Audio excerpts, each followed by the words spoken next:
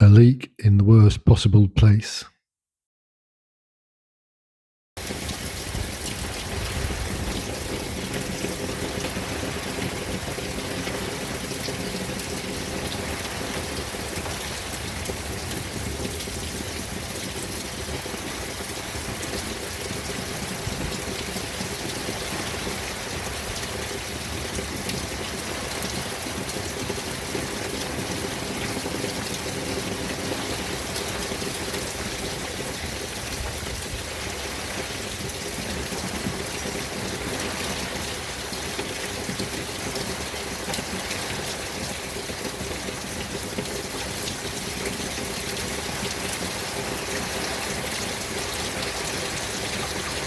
So I'm taking my morning coffee in sort of the front room area, and I notice there's like a slight damp patch just directly underneath where the consumer unit is, and I'm thinking, well, how's that? How's that worked out like that? So I've taken a look, and there's a very slight drip coming through the ceiling. I'm thinking, oh shit, that's not good. Now, as you'd seen in the earlier portion of this video, it was raining. We have had torrential rain here before. We've had no leaks at all on the house, either side, front or rear. So it wasn't anything unusual in the fact that we were having torrential rain. Maybe it was just the direction it was coming in. I don't know. Anyway, I thought, right, we need to get this sorted out quickish. It's like the worst place possible you could have a leak, isn't it? Directly above where your electricity supply is coming in. So very, very quickly, obviously just stuck a bucket down there just to take any water that's coming in. Actually, there was already water in the bucket. So there were a few drips that went into it, but it certainly didn't fill that to that degree. And I had a couple of spare cans of expanding foam. So all I quickly did when I went upstairs, directly above, obviously where the room is in bedroom 2, I broke into the plasterboard a wee bit and just sprayed a bit of expanding foam in there just to divert any water that was likely to be coming through until I could sort of get to grips with what I needed to do to prevent this from reoccurring. Right, so obviously the consumer unit hasn't been fully wired up or anything yet. I've only got a few sockets in the kitchen running. I've got a few sockets in the bedroom running just so that I've got a bit of power. And the rest of it's waiting to go. I did have some black bitumen adhesive tape there, so I've put that in a sort of flashing band. So I just ran that over the top of the consumer unit, obviously without sticking it down, just so that it would run specifically away from the consumer unit and the electrical supply that's coming into the house.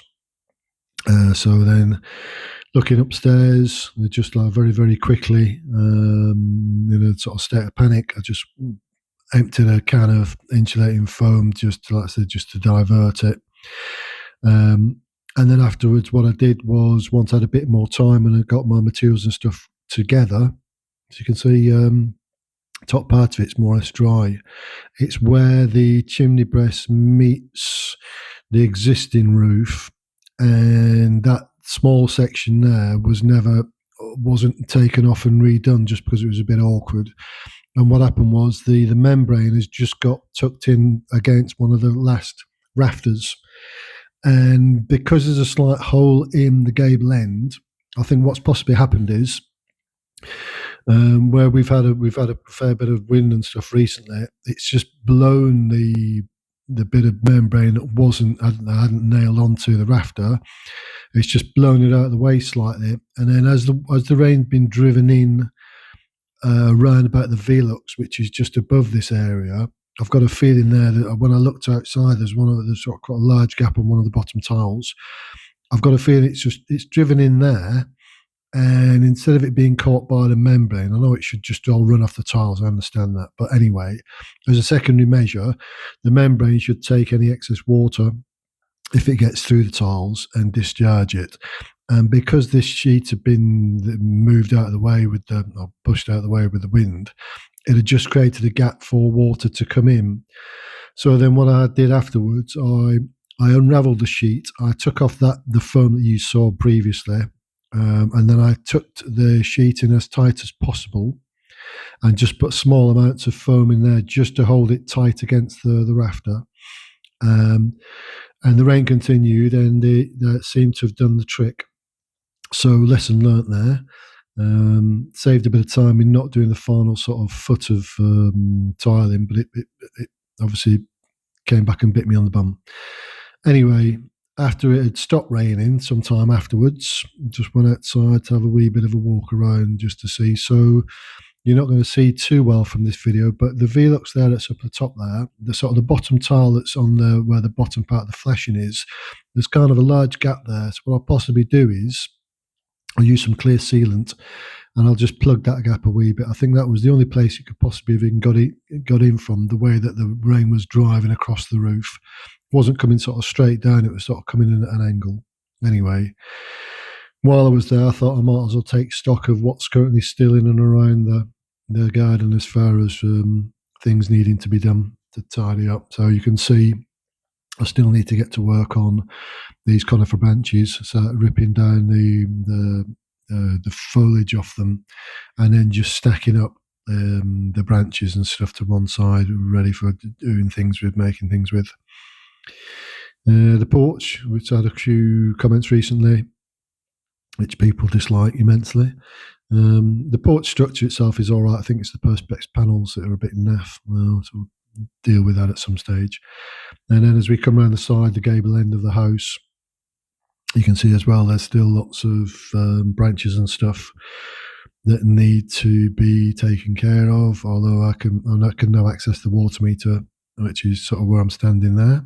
Car's parked as usual in its spot. Toilet still needs to get chucked. I need to wrap that up in something before I dare put it into the car to take it down the déchetterie. You've got the old sofa bed that needs chopping down because that's too big for the van as well. And then a teddy bear that seems to have appeared from nowhere. And he's just taking care of the rest of the furniture there. So he's a teddy bear without a home. I'll probably stick him in the barn out of the way. And then as we pan around again, you've got there it is, the toilet from Trainspotting, and you've got a fair bit of hardcore and stuff there. You've still got these damned fuel containers. Bearing in mind, I've now taken over 100 of these to the déchetterie, and these seem to be the last sort of 2 dozen or so. So it'd be nice to see that lot gone. And the fence line that's there isn't in the right place. So that fence line will get pushed a little bit further deeper, which will show the third barn clearer on the right-hand side. But yeah, it'd be nice to see. I did actually ask at the déchetterie, could I chop them up? And he said, no, if you chop them up, we won't accept them. So they've got to go whole. And you can just see the aftermath of the rain on the roof. No problems at all there. No problems with the Velux's rain there. The one and only time we've had a leak, and it just happened, it went right over the top of where the electric supply comes in. Anyway, that's been sorted now. That's the end of this video. Thanks for watching, and I'll see you on the next video coming soon.